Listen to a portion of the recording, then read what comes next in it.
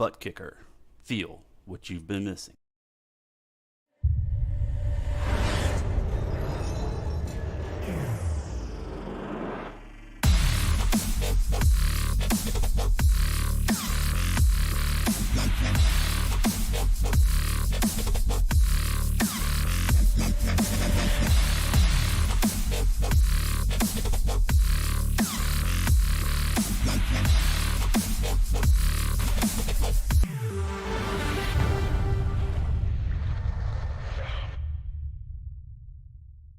Get yours today at thebuttkicker.com and be sure to use our 20% discount promo code ISCA20.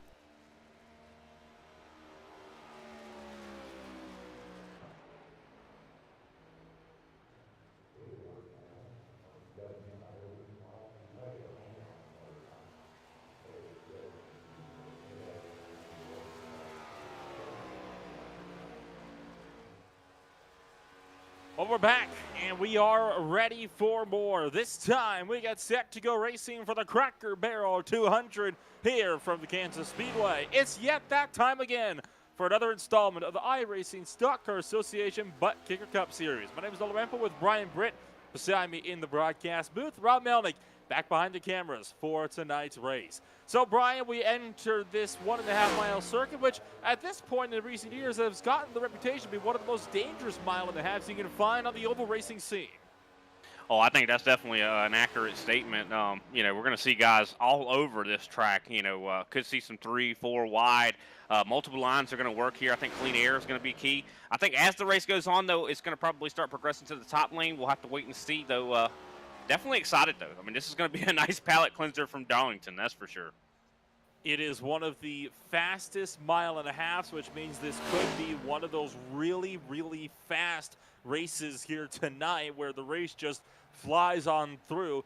That is, of course, if the race goes caution-free. So far, though, that has not really been the case in races past here, especially with this car. That's really been the word on the street. This car here loves to step that back end out here, Brian, and I can tell you right now, that could be creating a few problems with drivers here tonight. Oh, that's definitely going to be a concern for a lot of these drivers. From what I've seen in the trucks and I think in this next gen, it seems like going on the top lane, that's where you're going to get really loose up there. Of course, the guys going on the bottom, they're going to be getting a little bit more on the tight side. So I think it's just going to be, where does your car handle well at? I think the top's going to be all about really modulating that gas pedal because you're going to find yourself getting really loose if you don't. Qualifying is currently underway. Brandon Pasalacqua currently sits on pole position by a solid couple of tenths, with the top 10 currently setting times. Everybody on back still has yet to put some times down to see where they'll be starting in the race tonight. 22 drivers is looking to be the total amount that we'll be getting out there tonight, as LeVron, not doing something that pleased the iRacing sim, so to speak, has been disqualified from just the qualifying session. Of course, that will be revoked come race time, but obviously they don't like it when you burn out too much, and well, that's what LeVron did after clipping the outside wall, pretty much ruining his second lap. Yeah, definitely unfortunate for him, but luckily this is a race where, it's going to be hard to pass, but I mean, it's still a long race, and we're going to have 2 stages, so. And, 134 laps, I mean, that's still a long time to recover here. Qualifying is not going to be the end-all, be-all here at a track like this. I think it's, track position is important, but I think you still have a chance to recover. 1 minute left to go in qualifying. Looks like there's going to be quite a few people that are not going to be making times tonight. That has been a growing trend in the ISCA recently. Not qualify and then take the race to kind of work your way up through this field. What do you think might be contributing to that sort of a trend? Because I know typically if you wanted to win, best strategy, start near the front. Yeah, I think that is definitely probably the best strategy. I think a lot of these guys may be a little concerned with maybe getting caught up in something. But I've always been of the mind, starting up closer to the front, you're a little bit safer. Of course, the racing is a little bit more hectic up towards the front. Curious to see what we'll see here. I see Wayne Grossi just hitting the wall there in his qualifying attempt, so he's not going to be able to get a qualifying lap in, I don't believe. And qualifying wrapping up now. Qualifying is complete for the Cracker Barrel 200 at the Kansas Speedway. So we'll take a quick step away from the national anthem, and we'll be back with your butt kicker starting grid in just a moment.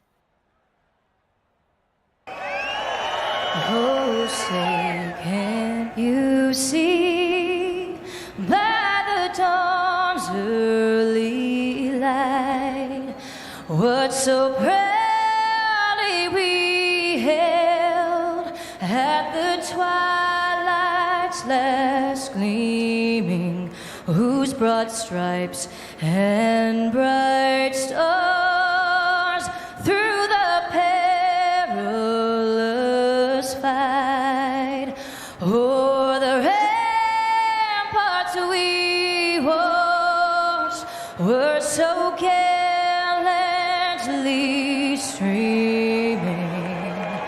And the rocket's red glare, the bombs bursting in air, gave proof through the night that our flag was still there.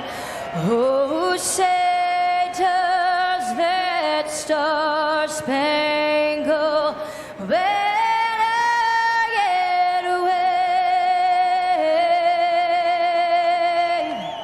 o'er the land of the free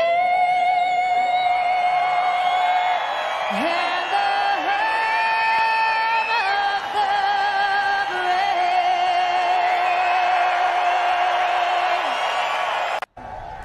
brave. Race fans, it is time for those most famous words in motorsports.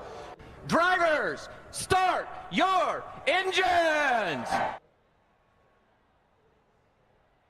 So started on pole position for the Cracker Barrel 200 tonight will be none other than Noah Bitts, with Jason Baker beside him on the front row. Brandon Pasalacqua starts in third, the final driver in the 32nd bracket, with Mark Paget down in fourth. Andrew Grisbaum is 35th, Mark Sanchez is 36th. Josh Schaffner starts in seventh place with Matt DeCiani in eighth. It is Al Kozlowski in ninth, with John Mullins rounding out the top 10. 11th place is going to be Kendall LeVron. 12th place, Kenny Powell. 13th, Greg Wachinski. 14th, Wayne Grassi. 15th, Chris Johnson. 16th, Paul Olson. 17th, Matthew McMeekin. 18th, Andrew Layton. 19th, Derek Jacobs. Rounding out our top 20, Randy Drumhiller. 21st, Warren Young. And rounding out our 22-car field here tonight, Nolan, Robert Pattengale. So 22 cars lined up and ready to get rolling then from the Kansas Speedway. 134 laps on tonight's docket. Stage breaks, 25 and 50. The normal amount there for the stage breaks. As you can see, fuel, roughly 50 laps, give or take a couple, depending on what you want to do in terms of strategy. So we'll be seeing drivers be pitting quite possibly with as late as just 34 laps left to go. So you know we could be in for a very good night tonight when it comes down to strategy games like that. Of course, that would rely on us having to go long on these stages. Do you reckon we're going to get to that point where green flag stops will be a factor in the final stage? Yeah, I definitely think they probably will get there. I think these first two stages are definitely a little bit shorter, and these guys are probably going to be filtering themselves out, because when they're short like that, and you know you're going to get tires at the end of that 25-lap stage, you're going to be willing to go a little bit harder. So I think we might see a filter kind of effect in that last stage. We're going to see a lot of guys maybe taking a little bit easier, and hopefully we will see green flag pit stops. And problems for Kendall LeVron off of the starting grid. The 00 currently stopped and stalled and having problems. This is checking up a good portion of the inside lane. Greg Wachinski having to nudge the 00 aside so the rest of the guys can get through. So LeVron, I don't think it might even be at his computer, because he is still sitting on pit road and just rolling. That's all I got to say. He's just slowly rolling. And at this rate, he's going to be at risk of going onto the grass and, in fact, onto the racing surface. I don't think it's going to quite to that extent, but this could get a very interesting run here, as they got a long way to catch up. And it looks like they will be extending this pace lap by 1 just to let the field through. And LeBron now sits in the infield grass. Yeah, unfortunate for him. Seems like he just had a tumultuous qualifying and in the race here. So unfortunate to see that for him. You hate to see it, but I mean, it's one of them things. I mean, you know, computer issues kind of happen. I don't know if that's what is going on there, or you know, maybe something going on with his wheel. I hate that for him for sure. But this is going to be some exciting racing here, and I think that's going to, you know, them extending the caution a little bit here is going to turn up the heat a little bit for these guys. You know, give them a little bit more time to build up that tension. Well, LeBron has found himself back as of right now, but because he did not get out on time, he will now be making a pit road start. So Kendall LeBron will have to start at the tail end of the field.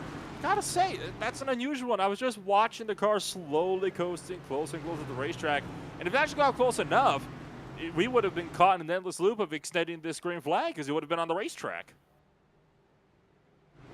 Yeah, that's definitely something you don't want to see. I'm interested, though, whenever we do have cautions. You know, I think the top lane is going to be kind of strong here at this track. I mean, we've seen it time and time again. I mean, this is traditionally a top lane racetrack where you're going to see a lot of guys have a lot of momentum up there as the pace car lights are out. Excited to see us go green here for the first time here at Kansas. Pace car is down and in. Noah Bitt's going to be leading us to the green flag. And so we say from the Kansas Speedway and the Cracker Barrel 200, let's go racing as Noah Bitts takes off for the green flag side by side with Jason Baker, who misses a shift on the top end.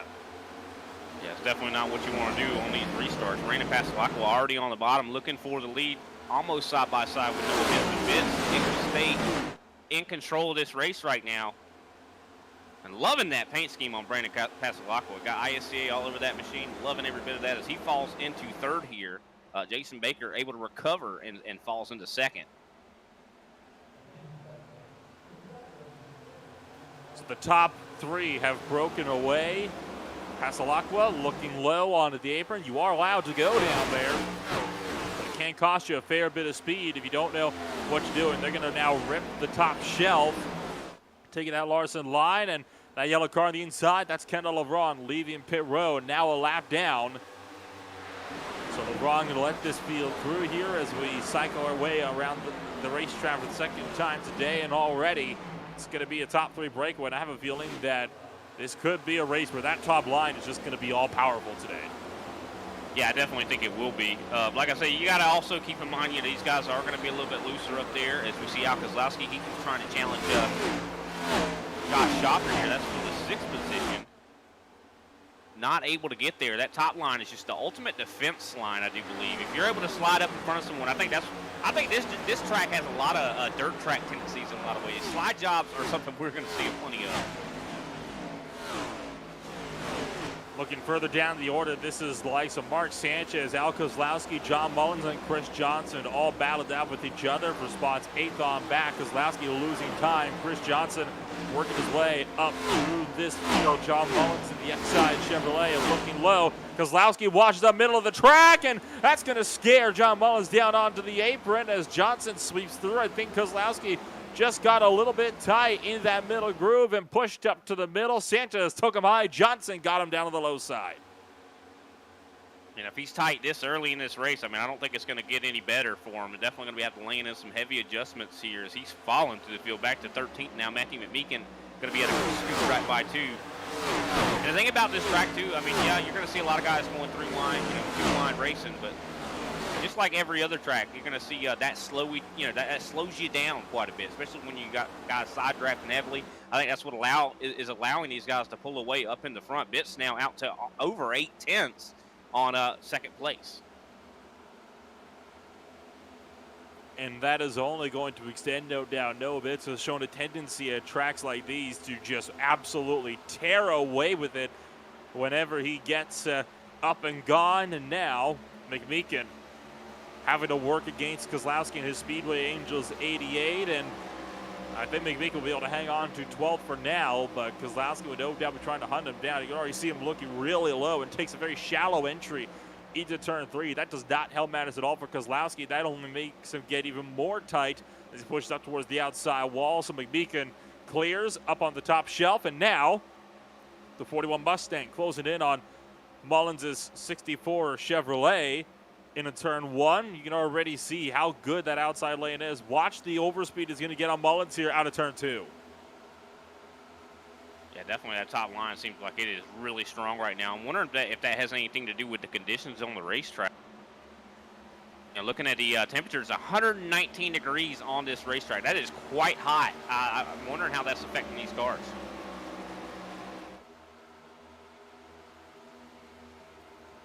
Battles on for 7th place as well. Matt DiCiani trying to work the outside lane against Mark Sanchez through turns 1 and 2 down the back straightaway. These are 4 stage points, and so far DiCiani is able to get some decent overspeed down the straight. But Mark Sanchez is just so good on corner entry, he's not able to make it work.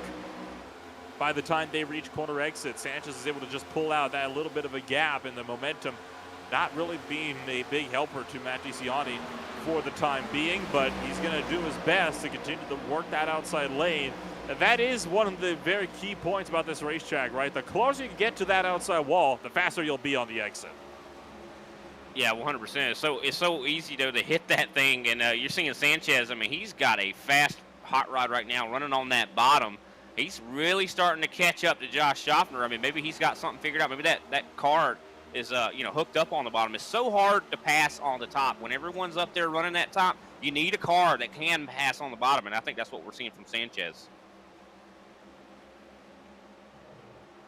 And Sanchez now wanting to attack Josh Schaffner. This is something we haven't really seen all that often. Josh Schaffner not having the best of starts here on the 1.5 miles. He typically has been so good at tracks just like this one, but stuck in 6th place and only losing time to the cars in front. Mark Sanchez trying to pull up to him, but doesn't look like he's going to be able to get there this time by. Schaffner might have just had a bad couple of corners. Chris Johnson, we talked about him working his way up through the field.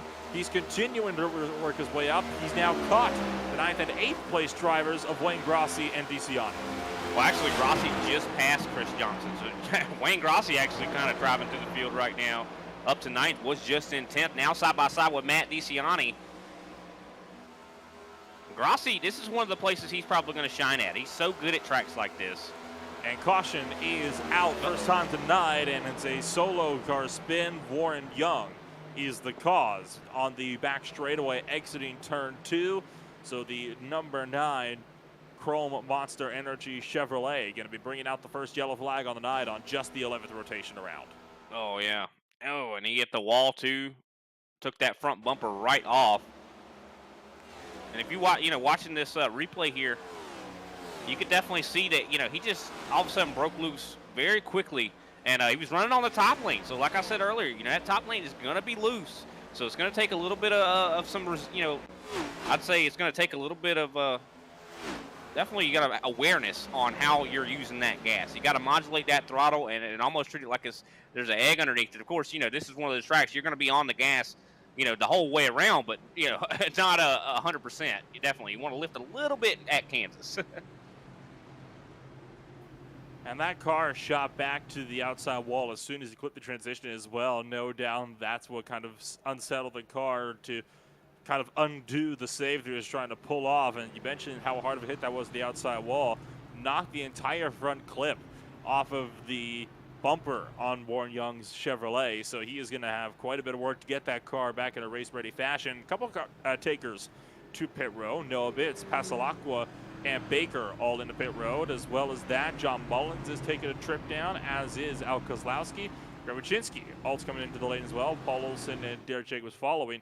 Now, if you look at Greg Wyszynski's car, there is a little bit of front right damage on that machine. That's not from a hit to the wall. That's from when he had to nudge Kendall LeBron aside so he could even leave pit road on the formation lap.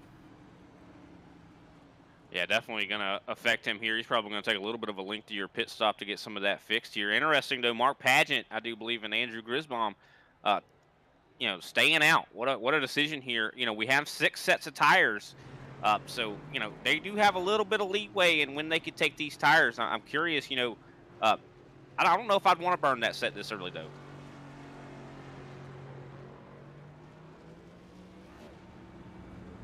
Curious to see what the old tire versus new tire is going to look like here. How is Pageant going to be able to benefit, from staying out here? I mean, clean air seems like it's king out here tonight. Clean air has definitely been one of the big deciding points into how this race played out so far. I mean, you saw how much of a gap Mark Pageant had developed over Andrew Grisbaum in behind. And that was just the battle for 4th or 5th, right? I mean, you looked up at Noah Bitts, who was in the race lead. He was clear by several seconds by the time that yellow flag came out. So you know that it's going to be one of those types of races, right, where it's going to be really, really difficult for drivers to catch up and make those overtakes. It so often is with these 1.5 miles, but Kansas really more so. And that's because unlike a lot of racetracks like Las Vegas and Homestead and the like, Kansas is a very one-line racetrack, and the line for a majority of drivers is either the high line or no line. Yeah, for sure. If you can make that bottom line work, you could definitely be cooking with gas. But just looking at the standings here, the top 12 right now are on old tires. I do believe 15 laps on most of these guys' tires right here. So Noah Bitts, of course, did decide to take that pit stop. He is the 13th car right now and is the first one on new equipment. So I'm curious to see how these guys are going to be able to make it through this pack. I mean, this could be a genius call for Mark Pageant. He's going to have a lot of cushion in between him and Noah Bitts. Lights still on the safety car. I believe it'll be 2 to green, though, this time by. And this has allowed Kendall LeBron to get back onto the lead lap. He was the lucky dog free pass this time around. He was only 1 down after only losing that opening lap because of having to make a pit road start initially. So good news there for LeBron. He'll be able to get back on the lead lap, and we'll see what the 00 will be able to do. He was 11th place when it came to qualifying pace.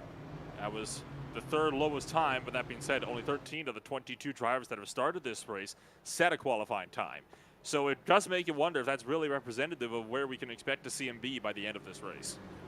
Yeah, I don't think it really is. I mean, it's so hard to set up a car for qualifying in these next-gen cars. I mean, just considering, usually you have the tape you can mess around with, in the Gen 6, but these guys do not have that ability here. So I don't know if it really is indicative of what the race speed is going to be for these guys. I think really tire wear is going to be the main thing. Just having a car that can last the whole run and still be quick. And I think it's all going to be about how the aggression level from some of these drivers, too, to whether we're going to see them have the long-run pace. I do believe the pace car lights are out. Soon to get back racing here. Mark Pageant desperate to get some stage points here. I mean, definitely going to be a good move here. We'll have to wait and see how this all turns out, as I do believe when we go green, we're going to have 15 laps or 14 laps to go. That'll be 14 laps left to go in stage number 1 on the night as the pace car pulls down and in. Mark Pageant launches early, takes us back to green flag racing. Andrew Grisbaum in second.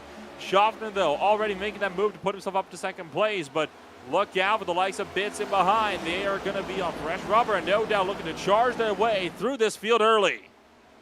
Yeah, already doing so. Getting ready to almost try to take him through under Noah Bitts, trying to get around Kenny Powell.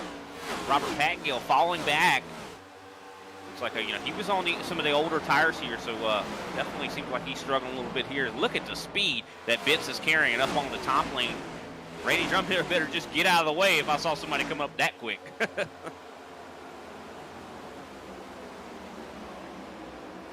And Bitts now looking to work on Randy Drumhiller, but he's losing a good bit of time to the pack in front. He's got to get by Drumhiller quickly here, which he has done. He's now trying to reel down the guys up in front. Brandon Pasalacqua trying to find a way through as well in his ISCA Chevy. And Noah Bitts still leading the cars that came down for pit stops on that last run. Oh, look out, Drumhiller sliding sideways. What a save, though, for the 44 car to catch that car when it caught the transition. Yeah, that was scary, man. I saw the smoke coming off them tires. I bet it was scaring a lot of the guys that were around them, too. But what a save from Randy Drumhiller. Going to definitely, didn't hit the wall. All he's going to do is probably have a little bit of, the tire wear from that spin. Brandon Pasalacqua making it by Andrew Layton. Layton falling back is Noah Bitts makes it by Matthew McMeekin. Now the 23 and the 41 side by side. Jason Baker also showing a lot of speed here. I think this race is probably going to be between Noah Bitts, Jason Baker, and Brandon Pasalacqua. They have definitely been showing the speed right now, but like I said, I think it's a little bit of an unknown when it comes to how the long run is going to be for these drivers. And a big chunk of cars still working together out of turn 2 down the back straightaway. Pasalacqua trying to battle with Noah Bitts, but it's just so difficult when you're being caught in these two wide situations. When you're going through wide, not really a big factor when it comes to races like these. Not unless one of the guys in your group makes a pretty big mistake and you got to split them.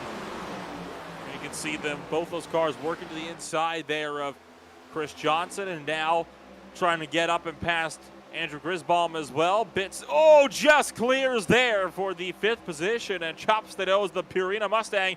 There goes Pasalacqua inside line, while Noah Bitts works the top shelf still. Now both of them just trying to hang on to the top 4. See if they can't go for a stage win by the time this stage comes to a close with 9 laps left to go in the opening stage on the night. Yeah, Josh Schaffner now up in the lead. We saw him able to get by Mark Pageant here.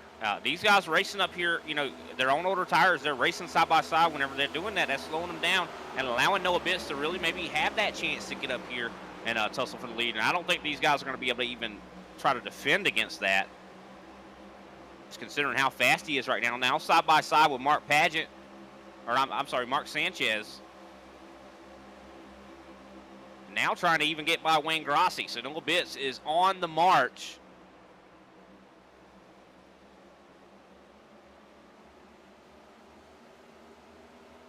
Going to be 2 to go in the stage this time by. Was a little bit off on my own calculations there. Time is running out for Bitts to go for a stage 1 win inside of Wayne Grossi. Closing in on Mark Pageant. Grossi, I think, bobbled a little bit there, and that really checked up Pasalacqua and Mark Sanchez, but Bitts still closing in now to get around Mark Pageant as pit road closes. Yeah, I think we both made a mistake there. We forgot it was in it on 25. I don't know why I thought 30, but there goes Noah Bitts right by Mark Pageant like he was standing still. Does he have enough time to get up here to Josh Schaffner, as we're soon to have 1 lap to go in the stage? Brandon Pasalacqua also getting by. Sorry, Nolan. 1 to go this time by in stage number 1. Bitts closing in on Josh Schaffner. Looks to the inside. Schaffner doesn't even defend it. Noah Bitts takes the race lead away as we start the 25th trip around and the final trip around of the opening stage on the night. Noah Bitts now clear with the race lead and no competition behind. Just has to keep it steady. Pasalacqua not going to be nearly close enough to get there. It's a good call, though, for Schaffner to stay out. He's going to net more stage points by doing that than no doubt he would have had he just come in with the rest of the leaders. This time by out of turn 4, Noah Bitts wins the opening stage of the Cracker Barrel 200. Yeah, definitely a great job there to Noah Bitts. I mean, he certainly has the fastest car so far here tonight. Brandon Pasalacqua definitely earning that 2nd position. Like you said, I think Josh Schaffner definitely made a good call at staying out. Didn't work out as much for Mark Pageant for sure. He still does get a 5th place finish in this stage. Of course, points are going to be very important for these guys here in the top 10. So with stage 1 concluded, we're going to take a quick step away for a quick commercial break, and we'll be back with you in just a moment for stage 2.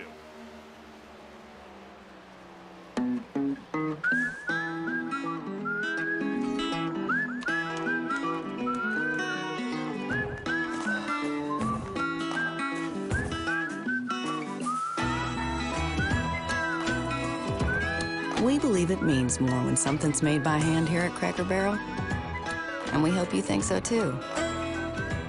So stop on by. You're always welcome.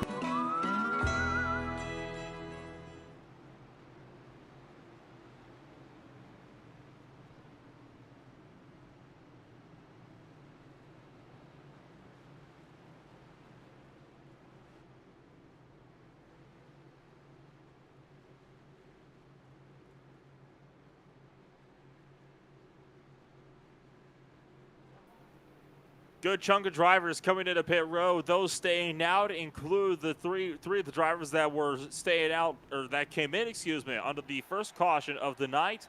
but everybody else is going to be coming on in. This is not good news for Bitts, Baker, and Kozlowski. I guarantee you right now, Brian, they are going to be on very awkward footing come the stage 2 restart. Yeah, they definitely will be. It's going to be difficult for these guys to manage this, considering if this stage goes green, they're going to be at a huge disadvantage. Wouldn't be surprised to see a different stage winner. But definitely, I understand why these guys will make that decision to stay out. Stage points are definitely important. I think they may be banking on a caution, though, in the stage 2 here. So with us now fully settled in the first stage of the night, and with all of that said and done, why don't we see if we can't dial up your stage 1 winner on the night, Noah Bitts, joining us up in the broadcast booth. Noah, interesting call for you there to make that tire strategy on the restart there for the end of stage 1. Why don't you walk us through it?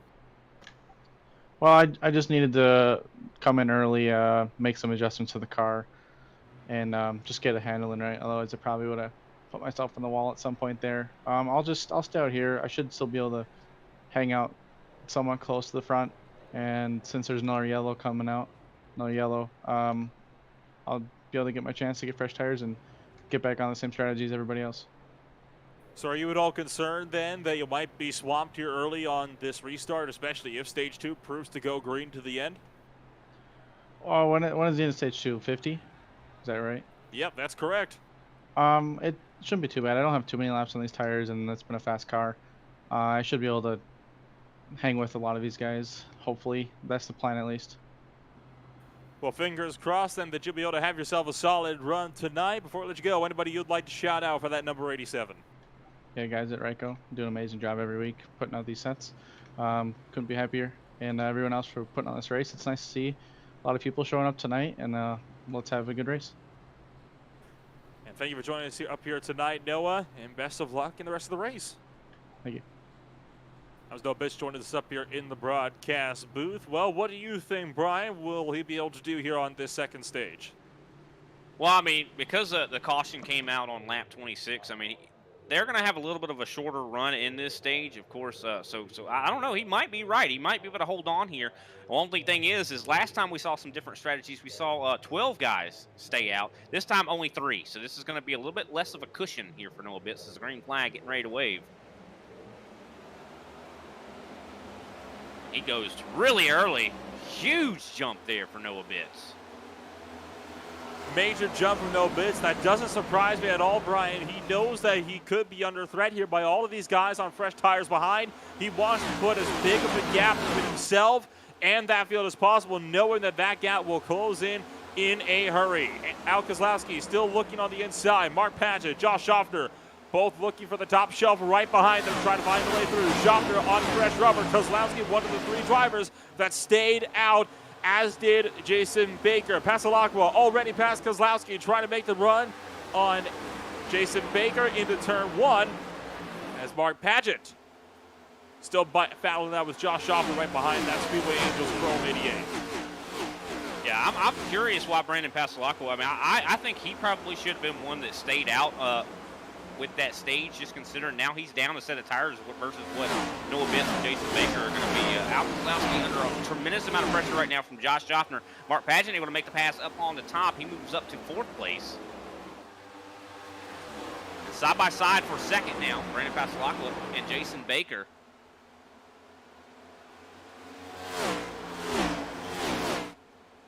And Baker able to power up on the top. Still able to hold him off, and there goes Schaffner, able to get around Al Kozlowski. Kozlowski dropping a ton of positions right now.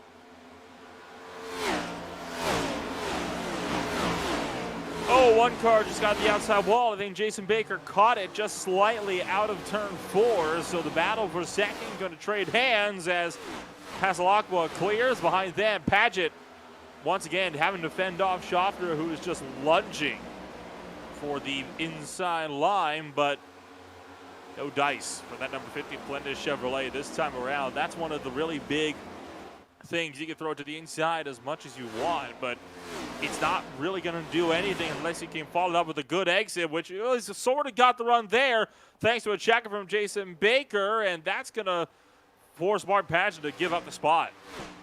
Yeah, that was smart there from Josh Schaffner to kind of use the 51 as a pick. And he is going to secure that position. That's one of the only ways you're going to be able to make passes here. You know, slide jobs or you know, using someone else, you know, kind of to affect the outcome here. But Josh Schaffner now up to third. Andrew Grisbaum a little bit further back here trying to work on Matthew McMeekin. That's back here for 12th place. So still some side-by-side racing going out throughout this field.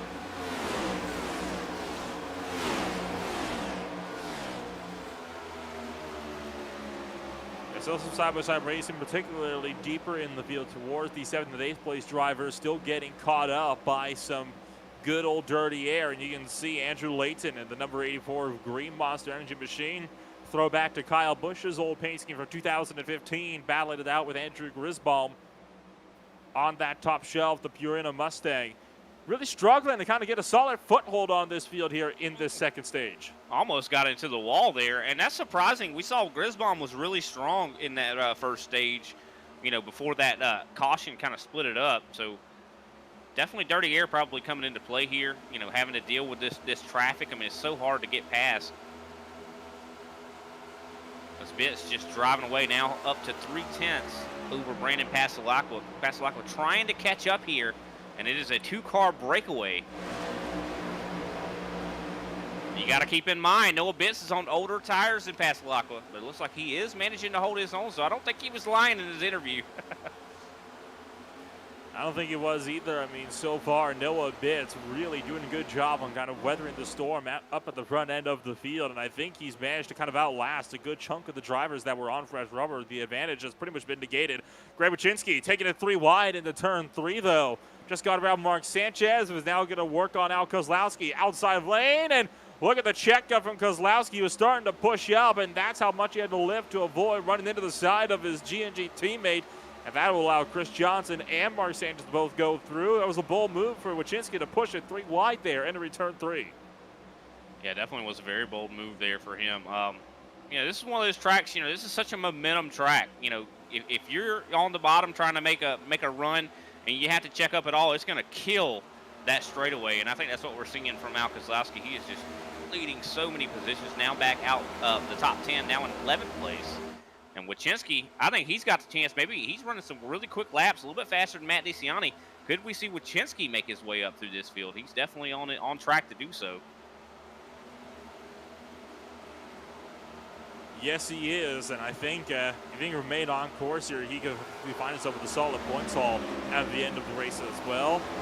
Taking a glance back at the battles outside of the stage points, you've still got Layton fending off attacks from all sides, including McMeekin and Grisbaum most prominently, working the inside lane and almost gets into the outside wall. Grisbaum's got the over-under on Matthew McMeekin. Will take the 13th spot through the tri-oval towards turn 1. I think now the Purina Mustang starting to find a bit more ground, maybe getting that car a little bit more stable as he continues to try to work his way and just slowly pick his way up spot after spot. Man, looking closer to the front here, we've been seeing a lot of side-by-side here for the lead. Brandon Pasalacqua on the bottom, going down on that apron. Noah Bitts has been able to power on the top side, but when it comes to the end of this stage, if Pasalacqua is able to be in front, he's going to win this stage, but it looks like he's got the pass done. Pasalacqua, your new leader.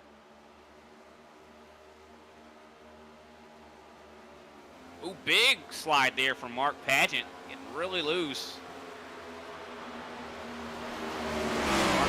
Having a bit of a loose moment. That was coming around through turn 2 on the top shelf. That's been one thing that's been happening to a lot of drivers all week so far, is drivers just getting loose. Oh, hello, Noah Bitts. Someone in the grass. Infield, that's Noah Bitts into the infield grass and just skating through. I'm pretty sure, though, with how violently he shot to the inside, that wasn't from just getting sideways out of turn 4. To see a lot of damage now on the right side of the 87 car, just pancake the wall, I imagine, out of turn 4, and he's going to lose all the time he had slowly built up. Yeah, I'm looking back at this real quick to see exactly what happened. Oh, yeah, definitely wall contact there, and that just sent him right down into the grass. Heavy right front damage on that machine. Hopefully it didn't knock the toe out of that thing. Big development, though, here.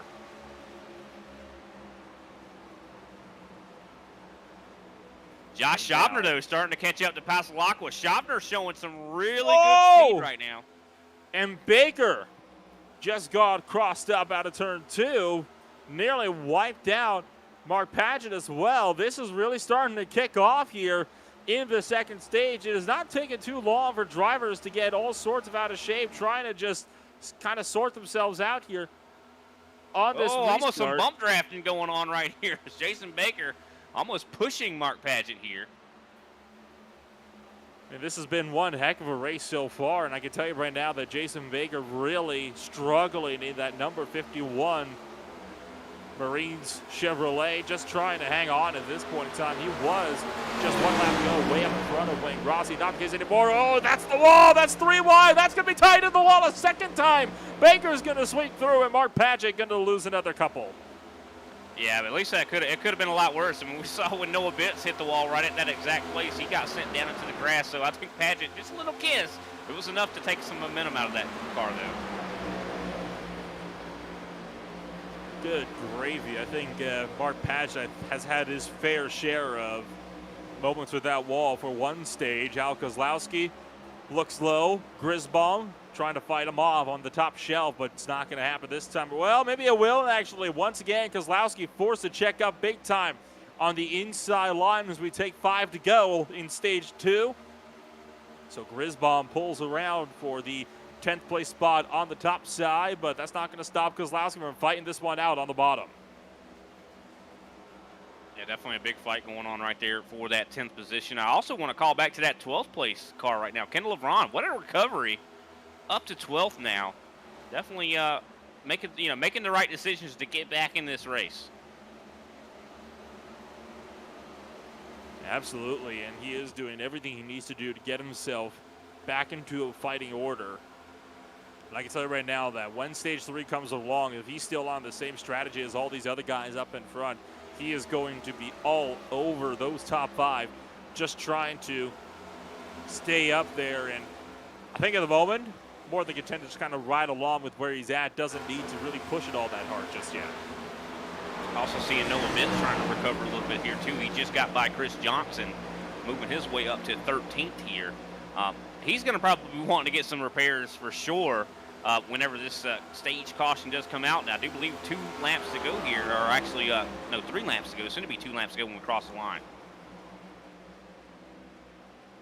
And Brandon Pasalacqua looking like no one's going to be able to take this from him. He's doing a fantastic job up there in front. Definitely utilizing that clean air. And you are absolutely correct. Brandon Pasalacqua taking 2 laps to go in stage 2, and looks like he's going to be well on course to winning a stage 2 on the night. And it was Noah Bitts to win the first one out, but now he finds him outside of the stage points after hitting the outside wall and sliding down into the infield. A few laps to go, meaning it'll be all down to Pasalacqua with no competition other than Schaffner a few tenths behind out of turn 4. And Kendall LeBron, that Team Watson Racing machine there, taking over 11th here, getting around Al Kozlowski.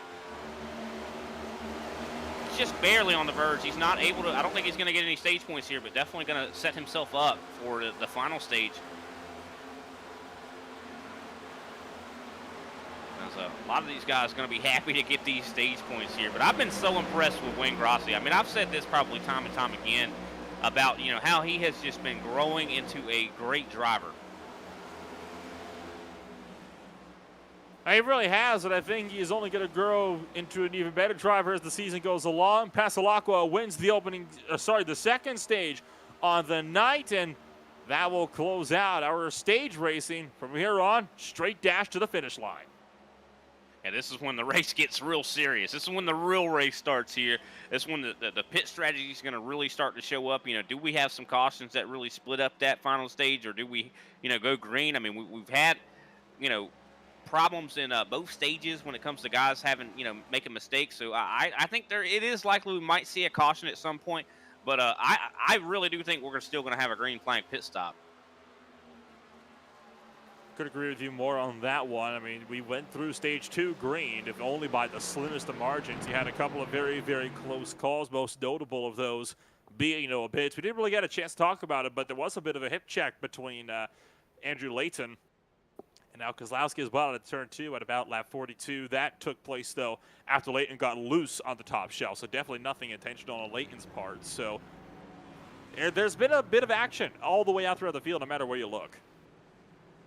Yeah, I think a lot of these guys are maybe not used to how these cars are handling. I mean, it's one thing to go out there and practice, but you know, you don't know how it's going to feel in that dirty air whenever you actually come out here for the race, and especially, you know, the track temperature being as high as it is. I mean, I think these guys definitely maybe bit off a little bit more than they could chew, but I think that they're learning. They're definitely adapting, and that's one good thing about those first two stages, you know, acting as almost like a glorified practice, and hopefully give these guys a little bit of data on what they could change on these cars as everyone's filing down pit road.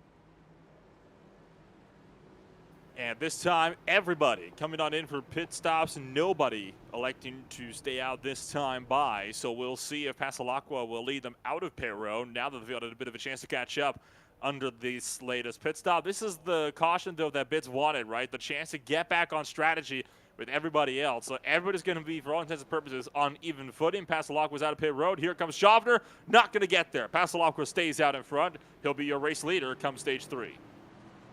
Yeah, and I think Noah Bitts has a really big decision right now. Does he fix some of that damage? I think he is going to. He's sitting in pit road a little bit longer here, and that's going to be bleeding a lot of positions. It's so hard to pass here, you know, to make it through this field. So he's definitely going to be having his hands tied behind his back, starting so far back in this field for this final stage. So with that, we're going to take another quick step away. We'll be back with stage 3 in just a few.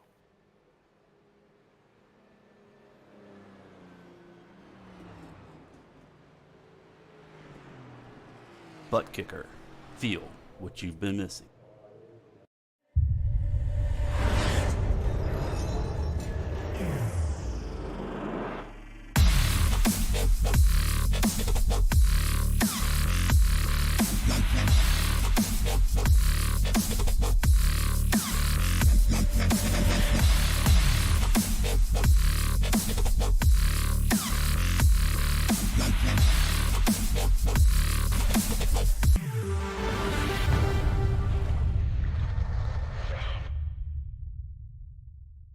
Get yours today at TheButtKicker.com and be sure to use our 20% discount promo code ISCA20.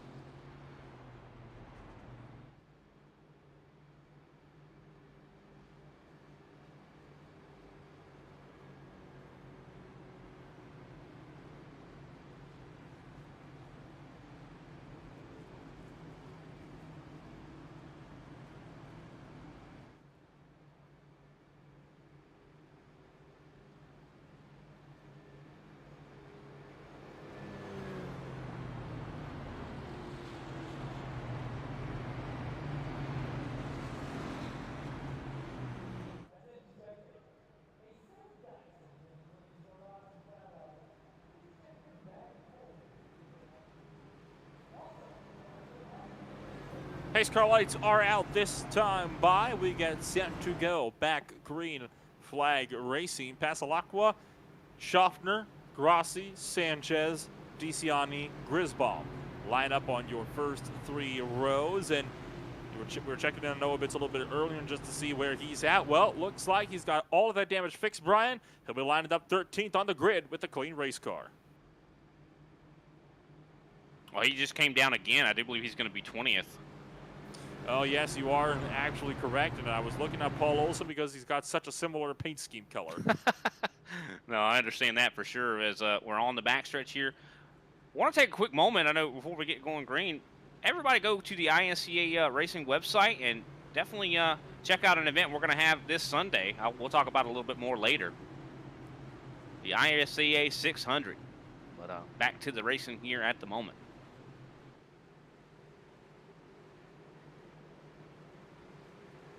Coming around to the green flag this time by Passalacqua, no doubt going to be looking to stay out in front as we get set to kick off the third and final stage of the Cracker Barrel 200.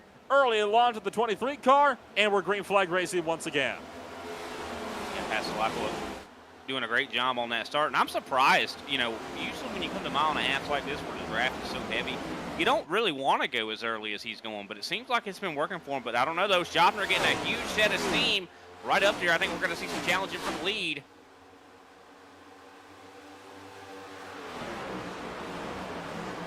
side by side for first place.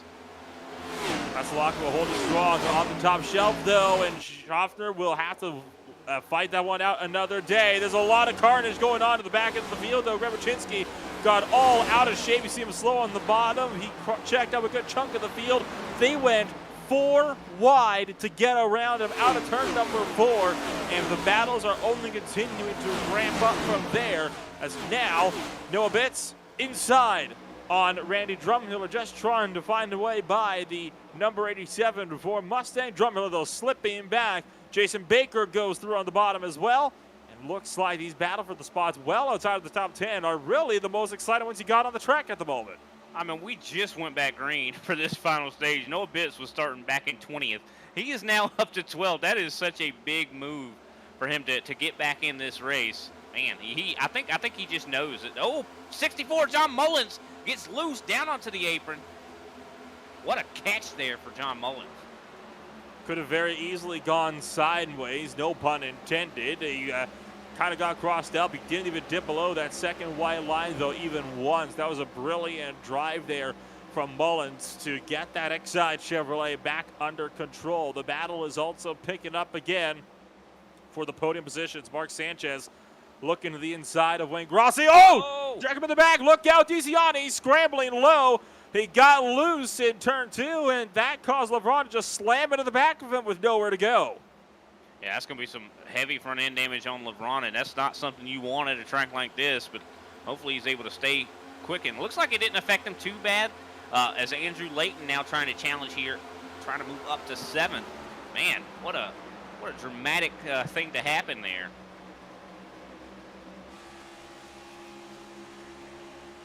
You can tell, you can look at Matt DeCiani's rear end, definitely a lot of crinkling on that thing. And even though the spoilers on these cars are not huge, it still could affect his downforce creation right now. Cars like these can be so aerosensitive when you're pushing 170, 180, almost 190 miles an hour. Every little crinkle in the car is going to have very huge effects in how your car will drive, and that is no doubt something that Kendall LeBron is having to learn right now as he's struggling here. Just behind him, just saw Andrew Layton kind of get a little bit out of shape as well, but up towards the front, DeCiani still looking to gain some time as Layton now has to work against Robert Pattengale in the fight for 9th place on the racetrack, and that's close to the wall, and Pattengale actually followed them right into the wall that time. You hate to see that. Noah Bitts up to 7th now, so he starting 20th and working his way up to 7th. He has got him a fast race car right now. Just got by, I do believe, Kendall LeBron. Of course, Kendall LeBron suffering from that damage, as we mentioned before.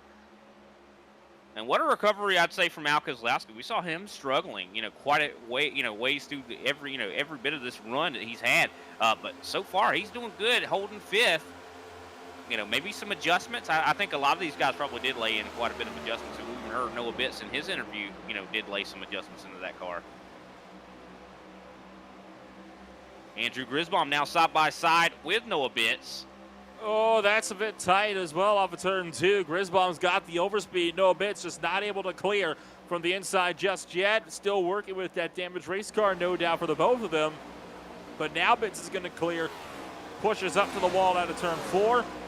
And seals the deal, clear by 3 car lengths back to the Purina 78 Mustang.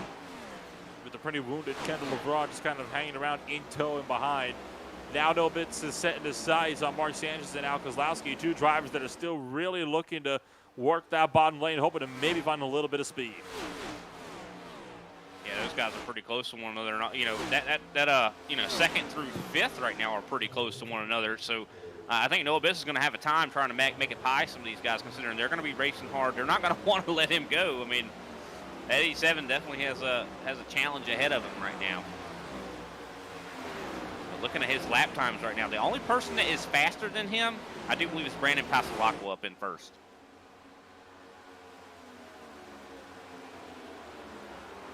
You are looking at Noah Bitts still trying to catch up to Mark Sanchez.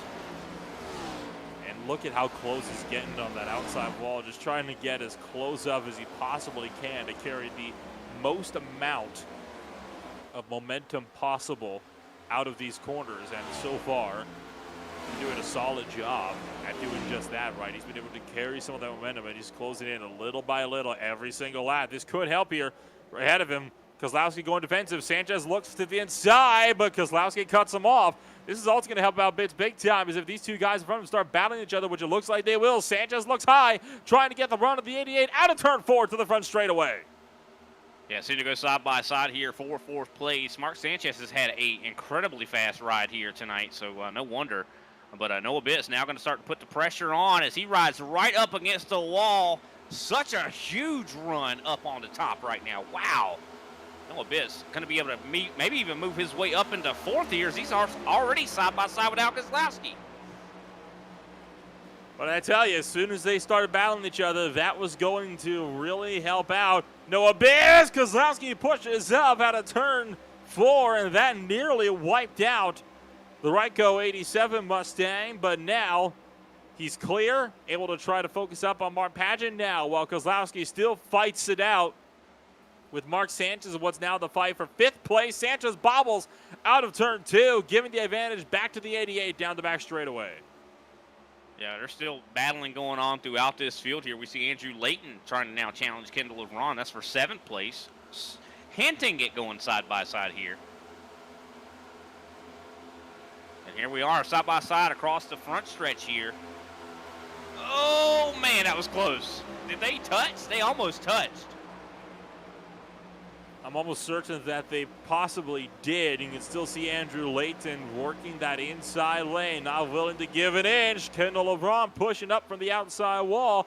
Once again, I think LeBron's trying to pinch down Layton as much as he can, reasonably at least, down these straightaways. No one is going to only hurt his corner entry speed because he knows that once he gets by him, Layton's going to be gone. And sure enough, already Layton's starting to pull away a little bit now that he's been cleared with that 7th place.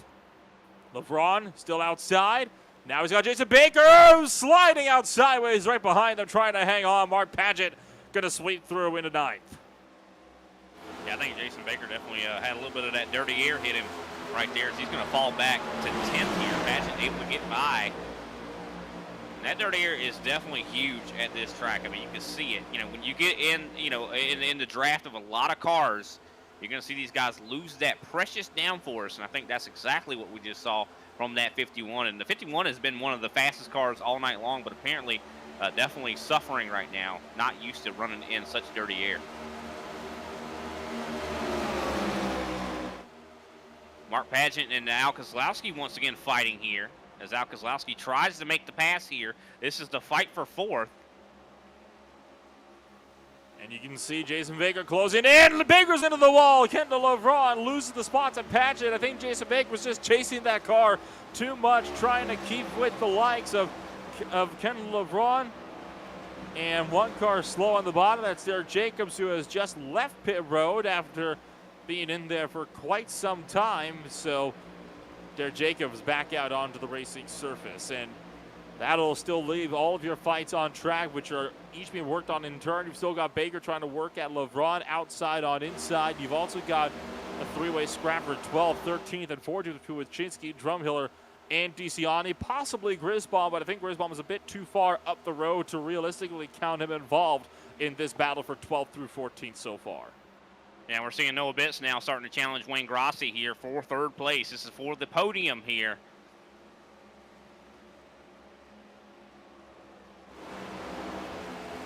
Wayne Grossi falling off a little bit from Josh Schaffner. Schaffner probably looking at that relative and hoping that Wayne Grossi gives Noah Bitt a little bit of trouble here to slow him down, allow him to pull away a little bit here because we've been seeing Noah Bitt has been on the march. But Brandon Pasalacqua, I don't think anyone has anything for him right now. He is 2.6 seconds out in front. That is an incredible lead he has right now. And no doubt that lead is only going to keep growing if he can keep this pace up. I mean, so far, Schaffner hasn't even been able to come close to touching Pasalacqua for that race lead. Looking at Noah Bitt, got the outside run of the Pennzoil Chevrolet. And I think it might just be job done then for Noah Bitt if he can just make something work here in turns 1 and 2 to finish the deal.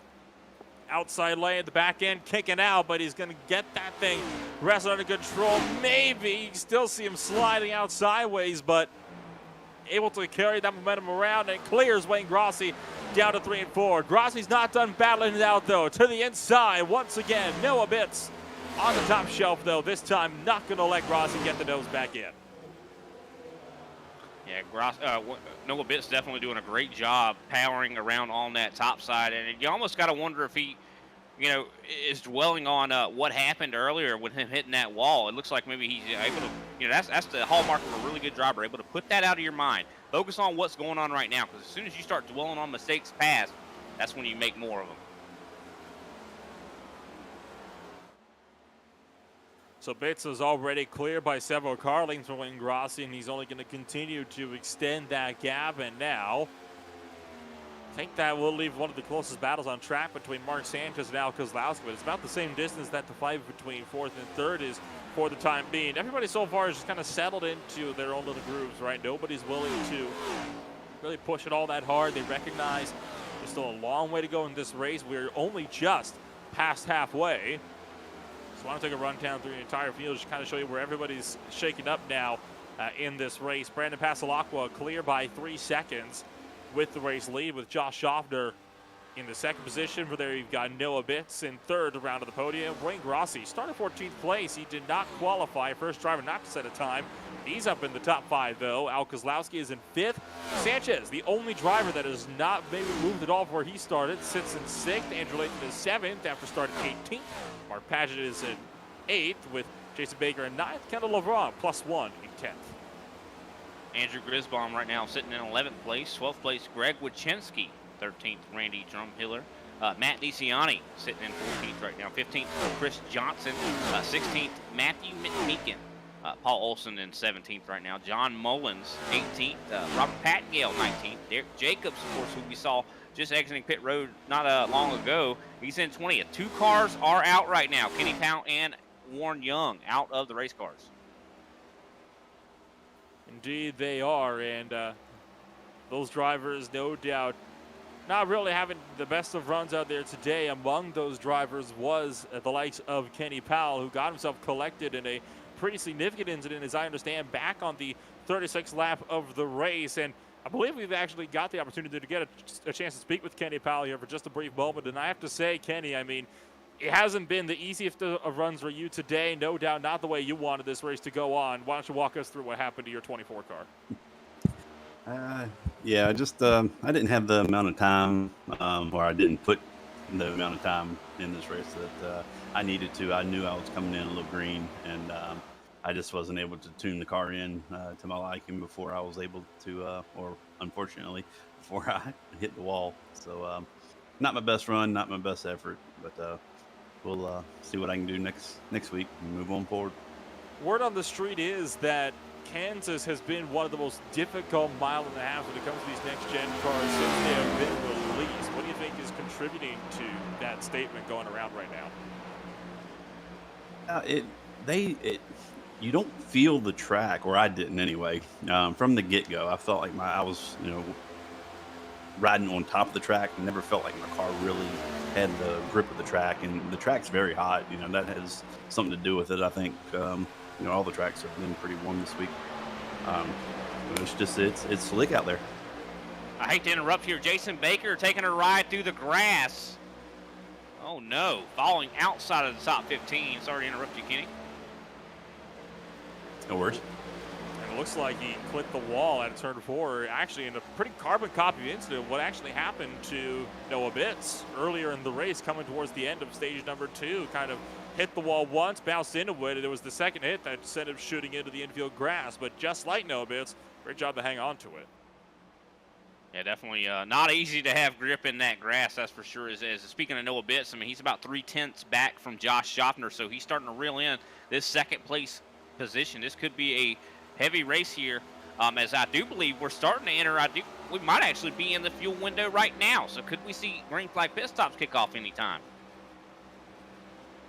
We are right around in that range now where drivers will be able to come in and make it to the end of the race from here. The fuel window was estimated to be about 50 laps, give or take a couple.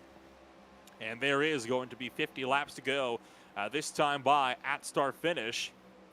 there's ever a point where you wanted to come on down and just make it easy to get to the end of the race on fuel, well, now it'll be right about that time.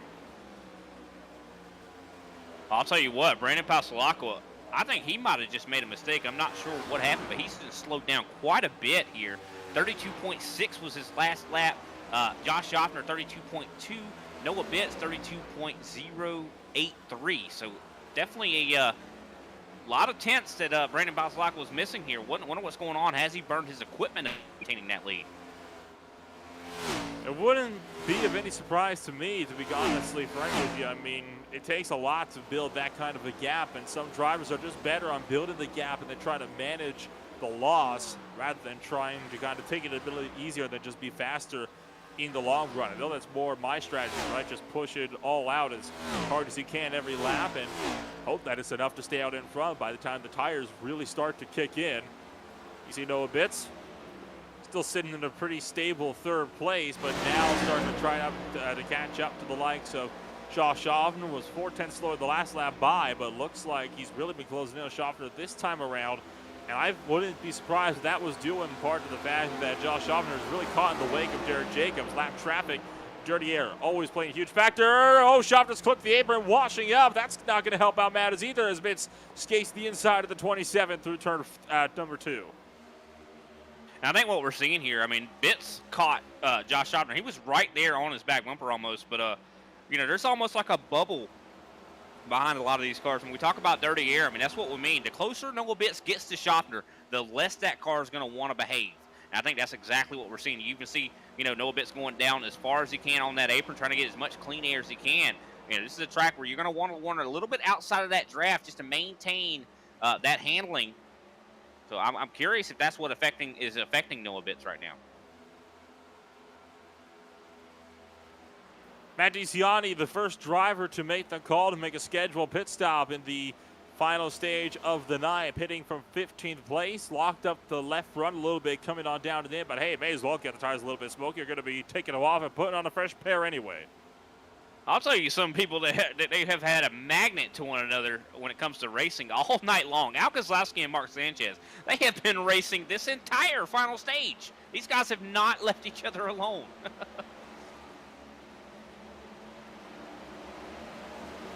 Big wiggle there for Sanchez. I was going to mention that battle is starting to pick up for 6th place. He kind of bobbled big time in turn 2, and that allowed Andrew Layton to finally go on the offensive. So Layton pushes his way up into 6th place. Sanchez, slide out again. That's going to check up Mark Patchett. And I think he's at the limits of the tires. I think he's at the limit of the tires now. I think that's what we're seeing. This is the longest run we've had all night long. Indeed it has. I mean, we haven't really had any yellow flags except for the outside the stages, I should say, save for that one spin for one Warren Young on just the 10th lap of the race. So it has been a very, very clean run so far for everybody in this field. So we should be in for a pretty solid third stage then here, especially if this can go out green. We always like to see these pit strategies playing out, and so far, it looks like a good number of guys are wanting to maybe split this stage directly in two. Yeah, I think that's definitely what these guys are wanting to do. Noah Bitts has taken over 2nd place from Josh Schaffner. Schaffner has almost, I think he's hit the plateau. Something's going wrong with that car. I think tire wear may be the culprit, as he's now 2 seconds behind Noah Bitts. I mean, that is quite a gap in just a short amount of time that Noah Bitts was able to create here. So could Josh Schaffner maybe burn that equipment up? You know, I think if I was having such issues like that, now will be the time. I'm taking a trip down pit road. So far, no other takers except for Matt DiCiani to the lane. So this could get interesting here. The later these guys go, obviously the worse these tires are going to wear and the more unstable these cars will be getting as a result. You have still got this three-way fight for 6th place between Padgett, Layton, and Sanchez, but they are starting to catch up to Al Kozlowski. Last time by, Padgett was a good 2/10 quicker than the Speedway Angels 88 car, and so far, that gap continuing to shrink as Layton still going on the offensive against Mark Sanchez, but lifts off as they start to catch Derek Jacobs, and Sanchez once again slided out and clipping the apron. Yeah, we're seeing so much tire wear right now, so much fall off. I mean, almost 2 seconds of fall off for some of these drivers out here. You know, about a second and a half for some others. This is more fall off than I think we even saw at Darlington, which is crazy. And Mark Sanchez still keeping out in front for the time being, but might not last for long. I mean, Andrew Layton has really been applying some serious pressure over the last few laps. As well as that, Kozlowski's been caught by Mark Paget, who's going to sweep to the outside lane in turns 3 and 4. And Paget trying to take 4th spot away and clears out of turn 4. Al Kozlowski, I think much like the others on the track, has burned all of his tires up in the early stages of the run. Noah Bitts has taken another trip into the infield grass. I thought he came out of pit road for a second with how slow he was on the apron, but no. Oh, no. He hit the wall for a second time out of turn 4, mirroring his first mistake, and slid into the grass again.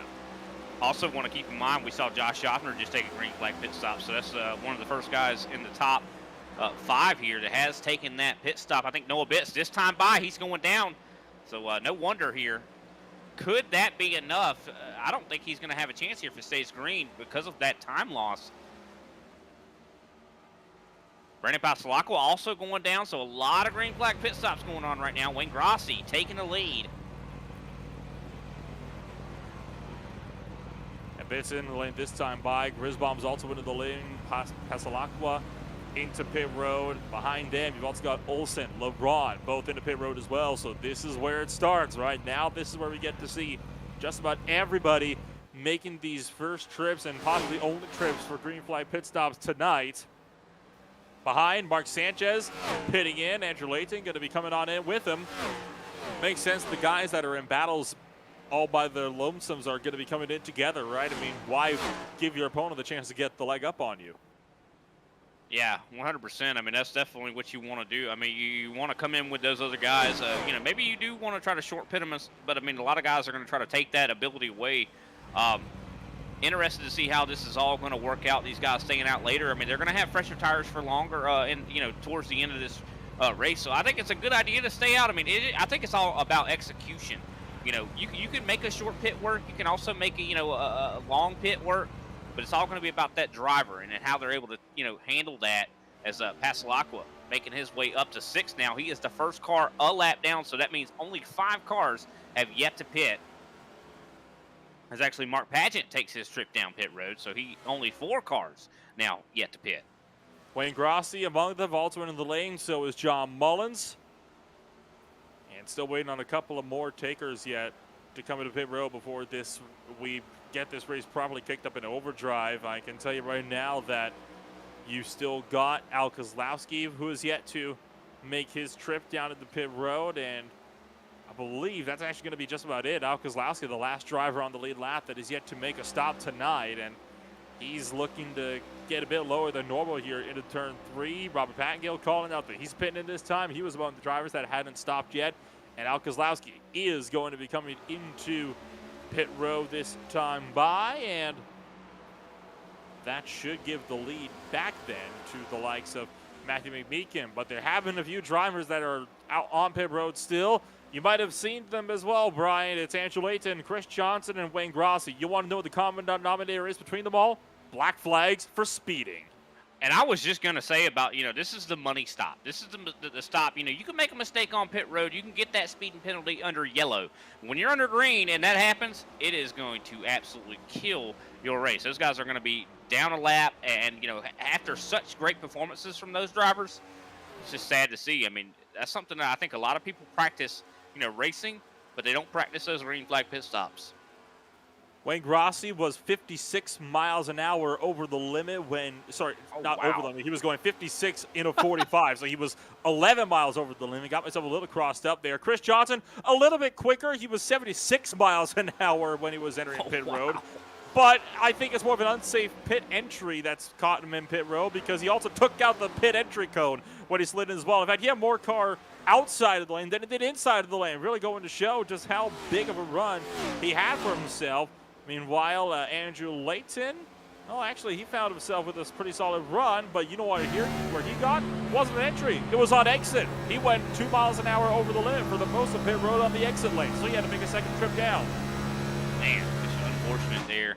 For sure. I mean, at least get one on entry. That way you get the 42nd hole. But, you know, you don't want to have to go down again. So that is unfortunate. And what a strong performance from Leighton here. I mean, he was top 10 material. Unfortunate there as Andrew Grisbaum, Wayne Grassi, I do believe, fighting here. As Grassi, I do believe, is 1 lap down. So maybe he got a penalty too. I'm not.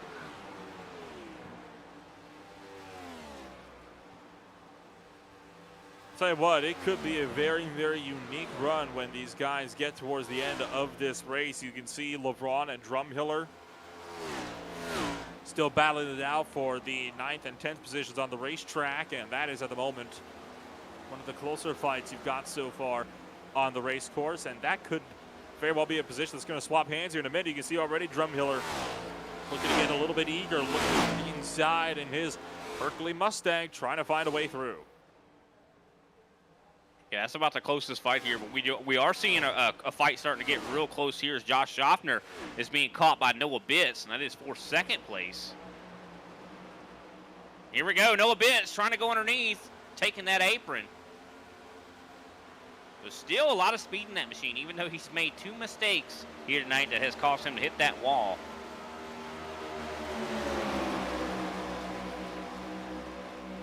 See Noah Bitts still wanting to make up for those mistakes by going after 2nd place. Once again, he is going to get to the inside of Schaffner this time and does he clear? Yes, he does, and uses the help of Derek Jacobs there to help him get that spot secured, except has he though? Because Schaffner's got the run, crosses him over into turn 1. Schaffner's going to fight back against Noah Bitts to the inside. Yeah, what a race between these two. I mean, man. I'll tell you who's on the Sunday drive right now, though. Brendan Pasolaco. He's out to 5.3 seconds right now. Man, this guy has utterly dominated this race since we saw the 2nd stage.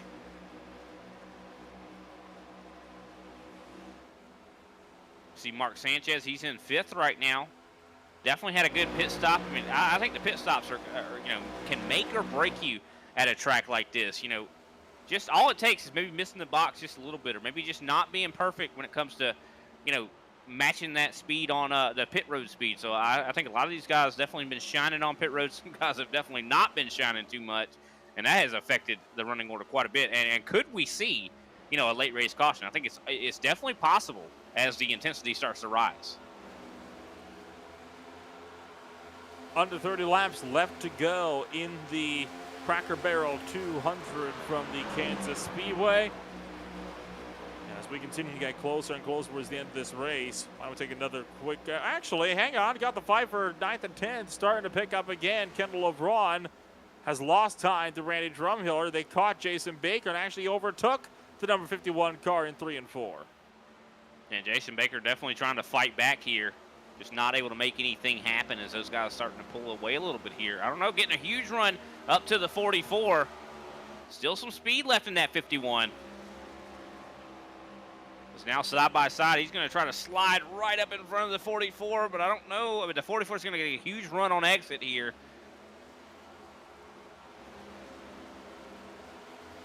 And this is going to get tight here if Randy Drumhiller wants to push this 3 wide, but Jason Baker not going to give him the opportunity to do so. Kendall LeBron still making Baker work for that spot of the inside lane, but Jason Baker just can't get clear enough. I think he'll get him here in 3 and 4, though. He's been getting closer and closer to getting up into 9th. Every single lap clears for a split second. And is this going to be enough? Looks like it is. Jason Baker in a 9th place. And here comes Drumhiller making the move for 10th as well, taking advantage of the Kendall LeBron while he's still caught off balance. Yeah, Kendall LeBron definitely unfortunate. He's still got that front end damage. Seems like it's definitely affecting him, but still, what a recovery after such a tumultuous start here to this race. I mean, you know, going a lap down immediately in this race. So, you know, definitely still, you know, trying to fight for that top 10. And you know, Randy Drumhiller doing everything he can. Oh, big wiggle there. Just keeps it out on the wall. That was oh so close. There was one bobble and then a second. Cat-like reflexes, though, from Kendall LeBron. Get that thing sorted. But to say that that's going to give Randy Drumhiller the spot is a little bit of an understatement there. Looks like that probably settles out a lot of the racing going on right now. I mean, a lot of these guys trying to just hang on. I mean, I think a lot of these guys are hoping for some type of late race caution. It definitely is possible considering, some of these guys are not handling as well. I think damage has accumulated as this race has gone on, and I think that's really affecting these drivers right now. So now that the racing has kind of settled itself out and we don't have any on-track battles for the time being, now we'll take a quick brief step away and we'll be back with the remainder of this 200-mile race in just a moment.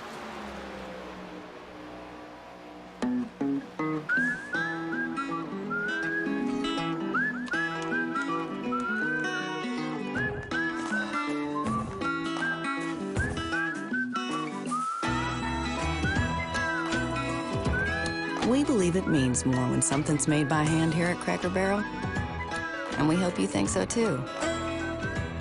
So stop on by. You're always welcome.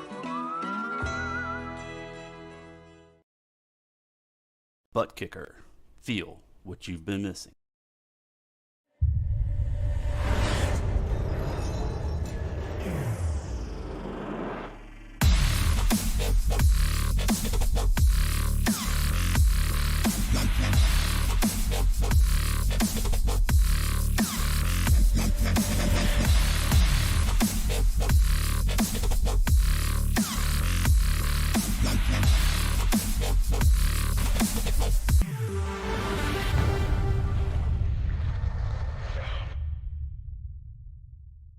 Get yours today at thebuttkicker.com and be sure to use our 20% discount promo code ISCA20.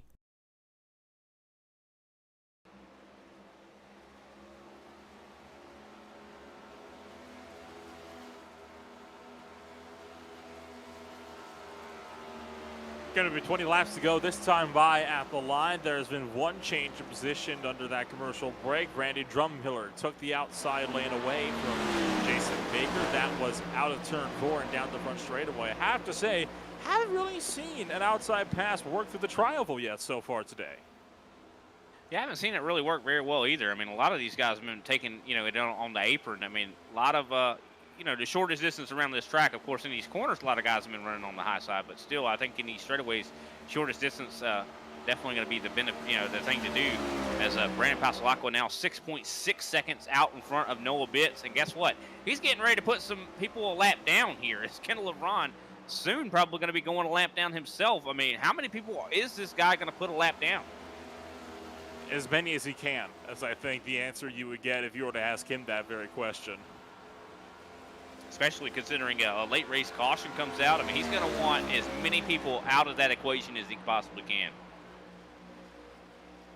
Tell you what, I have to wonder if Pasalacqua would be anywhere close to the front end of the field with how dominant performance he's been putting on the last few weeks. I mean, you've got 33 people that have made starts so far this season. Pasalacqua, with only 2 starts, is already 22nd in the points. This is only his 3rd start on the season, and already he is going to have claimed over 100 points, really just putting into emphasis how good of a driver he is. He's definitely out of a shot to win the championship. That would fall to Josh Schaffner and Matt Giussiani, and there could actually be a pretty close points battle starting to ramp up. And Schaffner is several spots over Giussiani. That points gap going to shrink a big time here for the points lead. There's only 41 points entering today. It's going to be a lot shorter, though, exiting today. Seeing a lot of wiggling through this field right now. Mark Pageant up in 5th right now, just got extremely loose, but able to keep that thing under control.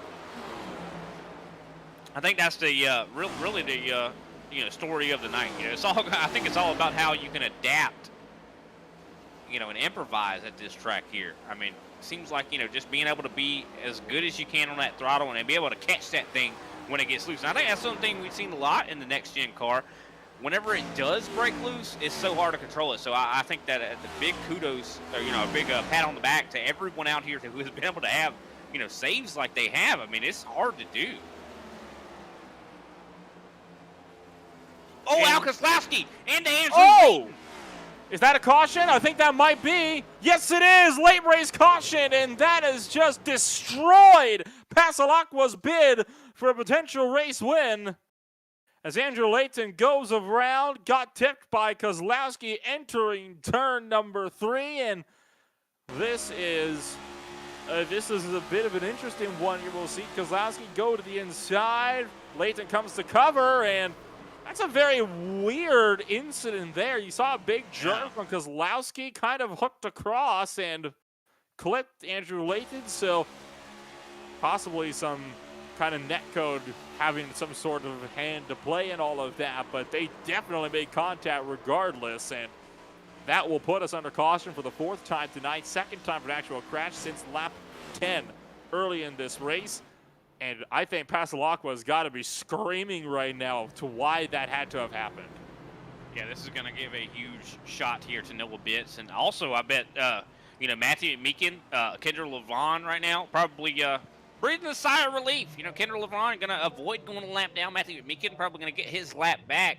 So this is going to give some chances to some other guys. And could we see, someone else, make something happen here? This is at that point in the race now, Nolan, that if you go down pit road, you take that set of tires, you maybe make some adjustments if you're going to have a short run. I mean, I do believe when we go back green, we're going to have probably less than 10 laps. Sure enough, just about everybody on the lead lap could be making trips down and into pit road. And yes, it is. Everybody that was on the lead lap is in for service. No surprise there. Tell you what, this really has kicked this whole race kind of up, and it could be the toss of a coin now as to who's going to come out on top of this win. Noah Bitts will get the chance to fix some more of that damage. Passalacqua going to be on fresh rubber here. You reckon anybody will be able to take the battle to him? Because, Passalacqua's been very good on the restart so far throughout the course of tonight's race. Yeah, he's definitely he has control of that clean air, just like Noah Bitts earlier in this race benefited from that. I mean, I think that's just going to be the key for that 23. But Bitts is going to have a shot here to make something happen. I mean, like you said, Brandon Passalacqua has just been so good at leaving on these restarts. But could we see? I mean, we saw Schaffner challenging Brandon Passalacqua early in this run. Could Noah Bitts maybe do the same? Has he got enough of that damaged repaired to make something happen here? I think we're in for one heck of a finish.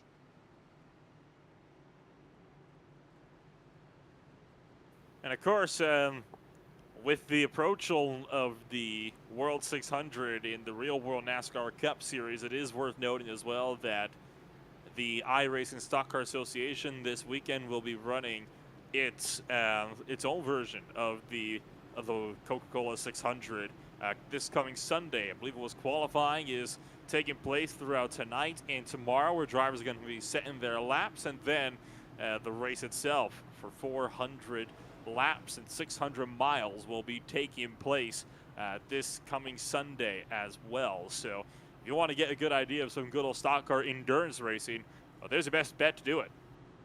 100%. And one thing about it also that everybody's got to keep in mind, I mean, if you're signing up for that race, I mean, $300 is in prizes. I mean, that is, quite a substantial haul you can get there. I mean, heck, I wouldn't mind winning some money, but I'm going to be up in the booth broadcasting it. I wish I would have had the chance to be there as well, but I will most likely be out on a very wet day doing some track marching down at my local road course. And I could tell you right now, if I wanted to stay out of the wet, probably would. But hey, you got the chance to go watch the real racing, even in the rain. I mean, well, I guess especially in the rain, you can't really pass that up, can you? No, I don't blame you at all. I don't blame you not one bit. I mean, I recently had the chance on this past Sunday, went to the Darlington race, and you can't beat going to a real life race, especially when you got free tickets. Yeah, well, if you're a volunteer marshal, you not only get, for all intents and purposes, free tickets, you get to get right up close and personal, closer than any spectator can get. Oh, yeah. I'm definitely jealous, Nolan. And, that's one thing about ISCA, with us able to broadcast these races, though, we do get up close and personal with a lot of these drivers, too. So I think we kind of get the same treatment here in the digital iRacing here. Pace car lights are out. It will be green flag with 10 laps exactly left to go, and this is where it's all going to get kicked off here. Noah Bitts is on the outside of Passalacqua, but has pretty significant right side damage for when he collected the wall a few times over the course of this race. And I have to say, I'm not terribly confident in Bitts' chances to get past Passalacqua for a race win. Well, I mean, it just really depends on what kind of adjustments these guys have laid in. I mean, maybe Noah Bitts definitely going to be held back by that damage, but some of these other guys that don't have any damage on their race cars, maybe pumped up the tires by 2 pounds on every side. We'll have to see if that helps out. No tape you really can add. Here's the green flag really early there for Brandon Passalacqua. Caught in the top lane sleeping. Josh Schaffner apparently had a memo come, though, that he knew he was going to go. To the inside of Passalacqua for the race lead. The 23 car not stable on his fresh rubber. Schaffner pushing up out of turn 2, trying to go and take the lead away into turn 3 for the first lap. Back to green flag racing, coming to 9 to go this time by. Heads up as well for Al Kozlowski down in 3rd, trying to chase after Schaffner and Passalacqua up in front. Trouble behind, 1 car sliding down sideways. Noah Bitts screaming down. He's in a pit row. That's going to be a penalty, no doubt, for Noah Bitts, who went screaming in a pit road, and that was because he got loose and they got helped around by, well, actually he didn't get hit by anybody. Everybody managed to miss the 87, and he went flying in a pit road, and he's going to be out of the race. Man, that is just unfortunate for him. Has had such a fast ride here tonight. Unfortunate. There's Mark Sanchez. They get Greg Wyszynski moving up to 4th place. Now Kozlowski secured in 2nd or 3rd right now, but Josh Schaffner, even though he was able to really put a lot of pressure on Passalacqua, looks like Passalacqua just has no one can even challenge him right now. Like I said, I wasn't terribly sure if Bitts was going to be able to go after the race win tonight, and sure enough, I think the damage finally did him in as he stepped it out and lost it all by himself. You see Matt DiCiani trying to work his way up to Wayne Grassi after Grassi just passed him up for 12th place. As well as that, a little bit further up the road, Jason Baker looking for the inside of Andrew Grisbaum in the battle for 7th place. That's going to trade hands through turn 2 onto the back straightaway once again. And the 78 car lets the Marines Chevy get up in line, and behind them, Drumhiller fighting it out once again with Kendall LeBron. Those two have not been able to get away from each other at all this race. Well, they definitely have not been able to. Greg Wyszynski right now side by side with Mark Sanchez. That's for 4th place. And a lot of these guys, those guys that got their laps back, that's one thing we got to, keep in mind. They're on 40-something lap old tires right now. So, I mean, they're definitely a little bit hindered here as Greg Wyszynski's able to clear Sanchez. Sanchez is going to be trying to fight back on the inside, side by side. Oh, look out! Sanchez clips the grass, and he's just going to slide up in front of Mark Padgett. Padgett's going to squeak through by the skin of his teeth. And Andrew Grisbaum has put 3 wide behind in a similar situation. Mark Sanchez, though, that's got to be the scare of the race with the number 31, as Jason Baker is going to sweep through and steal the 6th place away. Yeah, that apron is definitely lava. Of course, it's not really lava on the front stretch, but, in these corners, you definitely do not want to touch it. I mean, it's such a difference in banking. Hey, that's exactly what we saw there. Him hitting that and just losing it here as Jason Baker trying to work his way up to Mark Padgett.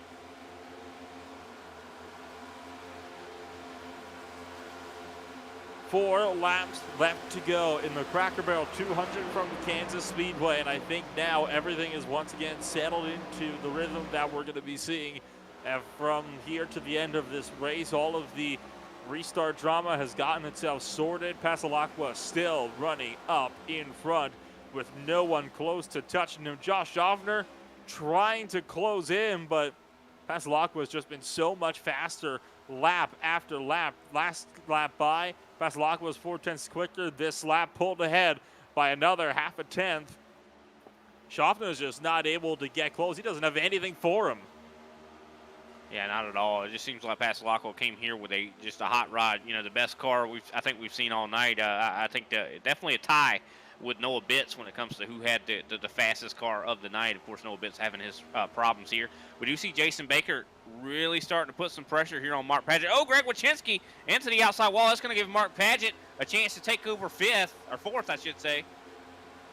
It'll be Jason Baker to make the move for 5th place at the inside of the DuPont number 5 Chevrolet. Sanchez wants into the party as well. He's going to go to the inside. Oh, look out! Baker slides it out. Wachinski checks up. Sanchez swims through, and a bit of a giggle from Wachinski. No doubt, I'm not sure if that was out of nervousness or just excitement. Probably a little bit of both. White flag, though, this time by. This race is official.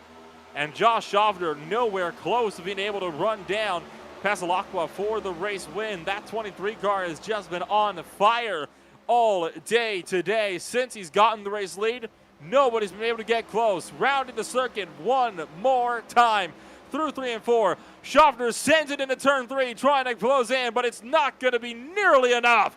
Passalacqua out of turn 4 will win the Cracker Barrel 200 from the Kansas Speedway. And what a win. I mean, well earned there. I think we ought to maybe try to inspect that car. I don't know. Something ain't right. What a dramatic end to a race here tonight. I mean, that was just non-stop action. And you see Schaffner giving Passalacqua some congratulations there on the back straightaway as the last car across the line. We'll take a rundown of your official post-race results here tonight.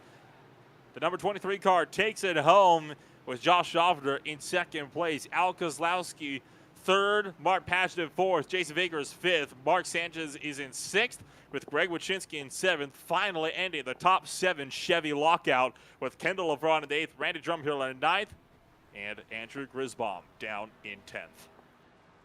11th place is going to be Matthew McMeekin. 12th place, Wayne Grossi. 13th, Matt DeCiani. Paul Olson in 14th. Starting out our lap down our cars here, Robert Pattengale in 15th. Chris Johnson in 16th. 17th, Andrew Layton. 18th, Noah Bitts. 19th, Derek Jacobs. 20th, John Mullins. 21st, Kenny Powell. And 22nd, Warren Young. So that is quite the way to end off the race here tonight. We'll let Passalacqua do a little bit more celebrating, and we'll start from the bottom of the podium. We'll work our way up. Al Kozlowski comes home in third place, and I have to say, Al, it was quite the race for you. You couldn't seem to get away from battles on track.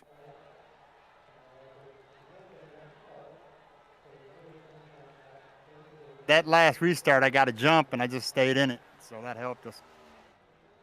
Well, we're finally back to 1.5 miles, and I know a lot of people have been kind of thinking that they're relieved to be back on some of the cookie cutter tracks and out of some of the craziness like Talladega, like Bristol Dirt. Where do these types of tracks sit, though, for you? Oh, bottom of the list. I've been struggling all week with this, and I've been adjusting this whole race. In the beginning, I was pretty good, but I was loose, so I was hoping for a caution so I can adjust a little bit. And on the first stage, I adjusted a little bit. Second stage, I adjusted a little bit, and I don't know if the track cooled off for me or what happened, but it was coming to me. That bottom line and I were best friends. So with tracks like these being kind of bottom of the barrel for you, then I take it that means you're not, shall we say, getting your hopes up too much for the All-Star race at Texas next week? Well, not really. I mean, it depends on how well it. I don't know. I don't usually run that well on these, but Vegas and that, I mean, it might be okay. We'll see. I don't have high hopes of being back up here with you guys next week, to put it that way. Well, take it in stride then and hope that you'll be able to find yourself on the podium again during the fixed race at Texas Motor Speedway next week at Fort Worth. Before I let you go then, Al, anybody you'd like to shout out for that 88 car? Yeah, I'd like to say congratulations to Brandon for taking that win, and Josh for coming in second, and my G&G teammates for helping me out this week, SpeedwayAngels.com, and you guys. And I'm glad to see Rob's back. I hope everything's going well with his mom, and I look forward to talking to him and getting catch up. And that'll do it for our third place finisher then here tonight. We'll move on up to our second place finisher on the night, Josh Schaffner, who's standing by with Brian Britt. The Corn Man himself finished in second place here. I mean, what an effort you put forth to try to get that win here tonight. I mean, just unfortunately did not have the pace to even try to, compete with Brandon Passalacqua. But, I mean, you still had a very strong run. We saw you struggle a little bit early in this race, but you seemed like you got it all together and figured it out for, you had to wrap up a second place finish. Definitely some good points, man. How are you feeling? Yeah, overall, Brian, feeling pretty good. Not a lot of laps this week. Congratulations to Brandon and Al being the podium. And Al did help me out a little bit. he ran a few more laps and gave me a little bit of pointers here last night. And Brandon gave a little feedback and just kind of some track conditions too. So appreciate them and the help of the guys at G&G. And yeah, it was a unique race. Kind of took it easy a little bit stage one, but still managed to finish third there in stage one by staying out and kind of got a feel for the car. And then didn't maybe have the long run pace I was hoping for that second run. Luckily enough had a clean pit stop, and then the late caution kind of changed everything there. And we all got really good restarts on the bottom. And Noah had a really fast car tonight as well, and he had a little bit of trouble there, and allowed us to get away and kept pace with Brandon there. I was getting better. I learned a lot following Noah. Just I don't know if I was maybe a adjustment away on the car, but I just wasn't running the line right, and learned a little bit. Following Noah there, and that helped a little bit. Just didn't have the courage to run as high as Brandon and those guys did, but there's definitely some speed right against the wall. Well, definitely seemed like you definitely were learning as you were going. Definitely going to take that same thing to run next week at the All-Star Race, Texas. I'm sorry, my brain doesn't work. Texas. How are you feeling about that track? That's I don't think we've been there kind of with the lower downforce package. So yeah, I guess it'll be a little bit different. The next gen cars have been there, but not with this package. So yeah, we'll have to get a few laps on that, and obviously very different racetrack on both ends, and it probably won't be quite as wide open as what we're used to through 3 and 4. So it'll just be interesting to get some laps there and see how these cars react to that track with the new package. Well, we definitely wish you the best of luck, and congratulations on your second place finish here tonight. Definitely going to be some great points for you, and take decision making to get where you are here tonight. Who can we shout out tonight? Yeah, definitely shout out. Great to have Rob back at the broadcast. I know he's had working through some things there, but great to see him back, and hope things are going well. Nolan, you and Brian up there in the booth, and Kenny and everyone at ISCA and ButtKicker that sponsor this. And obviously want to thank Pioneer Seeds and all our sales agencies that help us right now. We're extremely busy, planting the corn crop here in the Midwest, and just hope everyone's being safe out there, and be patient on the road, and be sure to thank a farmer when you run into them, guys. Well, I got to ask, if you win a race... Oh, I'm sorry, go ahead. Guys and gals. There's a lot of gals out there working agriculture today, too, so thank all them farmers out there. 100%. Well, if you win a race, are you going to maybe do a live stream of you eating some corn like the Watermelon Man? Well, I've been wanting to get live stream on the interviews, so maybe that'll be encourage Ken to get live stream, and maybe we'll bust some corn out in that interview. We'll see. We'd love to see it, man. Congratulations on second place finish, and back to you, Nolan, with your first place finisher. So Brandon Pasalacqua brings it home tonight, and I have to say, Brandon, you were just untouchable. Once you got to that race lead, you were not showing any sign of wanting to let that one go easily. Yeah, no, I had a good car tonight. The biggest challenge with Kansas, it never used to be this way for me, but it's just to keep the car clean and stay out of the wall. I got a little bit lucky there. I think Noah had the best car definitely out there in the field tonight, just a few troubles for him. And that kind of allowed me to get to clean air. I was also at a disadvantage on the tire strategy there, too, coming down on the first caution in stage 1. So I'm super fortunate that it all worked out, and the clean air helps so much. You're able to put the car exactly where you want to, and you also get to set the pace for the whole field. So if you're backing up your entry and trying to save your stuff, others do too. So I'm just super fortunate I was able to get the lead during the middle part of the race and kind of just pace myself from there. A lot of drivers have been saying that this has been one of the most difficult tracks of these next-gen cars yet. I know there's been a few that haven't really been a big fan of how difficult it's been to wrestle these cars around this place. Where does it kind of sit on your spectrum? Yeah, I hate any track where I have to run right against the wall. I've never been a huge fan of Kansas since the groove kind of changed to be right there. But, I mean, it's fun because it's like a 50-50 chance if you're going to hit the wall or make it a clean turn. So I'd say Kansas is probably at the lower end of my favorite tracks when it comes to the 1.5-mile tracks. But all in all, it was a great race. It was a lot of fun. So I just appreciate the opportunity I had out there today. And I'm just lucky I kept the car clean, let alone win. So. And with all that said in mind, are you going to be competing in the ISCA's Coca-Cola 600 this coming Sunday? I am going to see if I can make it. My plans I had plans, and now they're no longer. So we'll see if I have time to put some qualifying laps down tomorrow and make it into the field. Before I let you go, then here, Brandon, anybody you'd like to shout out for that number 23 Chevrolet? Yeah, I just want to thank Kenny and everybody at ISCA for making this possible. You guys up in the booth, you guys do a great job every week, and it's truly a pleasure watching it. And also, just want to thank the G&G guys for allowing me to run with them and be part of their chat during the race. It really helps me, and I learned so much from those guys. So I just really appreciate that opportunity. So. I literally just asked you to do that. So thank you, Brandon, for taking the time to join us here tonight. And, well, best of luck, hopefully on Sunday then. Sounds good. Thanks, Nolan. Take care, guys. Well, after that moment of a stroke for myself, I think that's going to be about all the time we're going to have for one day here tonight. Thank you for all of our viewers for joining us for more ISCA racing action for the Cracker Barrel 200. Join us on Saturday as well when we go racing once again for the Tucson Sound Art Cup Series. And don't forget to check in as well on Sunday for the ISCA's running of the Coca-Cola 600. For now, for myself, Nolan Rempel, Brian Britt in the broadcast booth with Rob Melton behind the cameras. Thank you so much for joining us. Good night. We'll see you on the weekend.